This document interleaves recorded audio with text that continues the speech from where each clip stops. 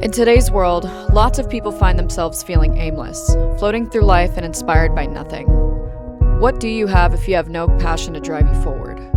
It could be anything: cooking, organizing, nails, art, aesthetics. There has to be something keeping us at bay to escape from the formalities of our everyday life. For a lot of people, a job is just there to keep the bills paid, and for others, their job is their passion.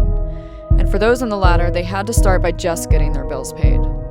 You need to start in a place where you can fund your projects, materials, time, effort. How does one spend their time if they're not putting energy into something that matters to them at the end of the day? In my early 20s, I found myself squandering in the same struggle. I had absolutely no vision for my future when I graduated high school. I had no interest in college by the fear of going into years of debt.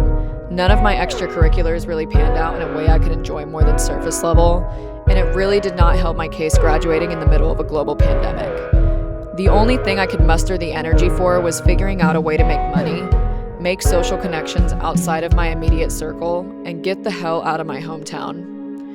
While I knew I had no certain direction moving forward, I knew that I had to make a move regardless. Otherwise, I was going to sink into the black hole of my hometown and become nothing if I stayed, and there was genuinely nothing I feared more than ending up in no one with a dead-end future.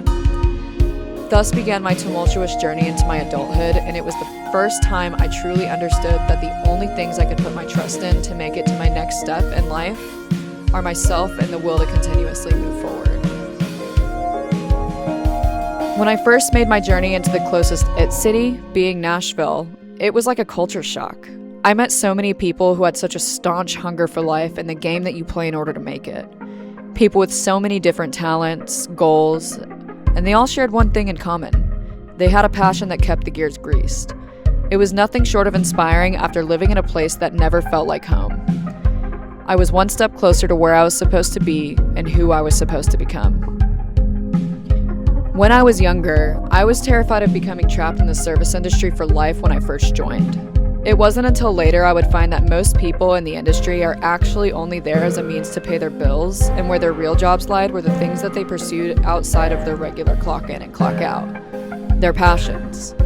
Somewhere along the way, I finally realized that the ultimate goal was to make your passion your real bill-paying job without the lines being blurred as you go. And in today's monetary climate, honestly, investing in materials for your passion and maintaining a comfortable life is a balance worth respecting once perfected.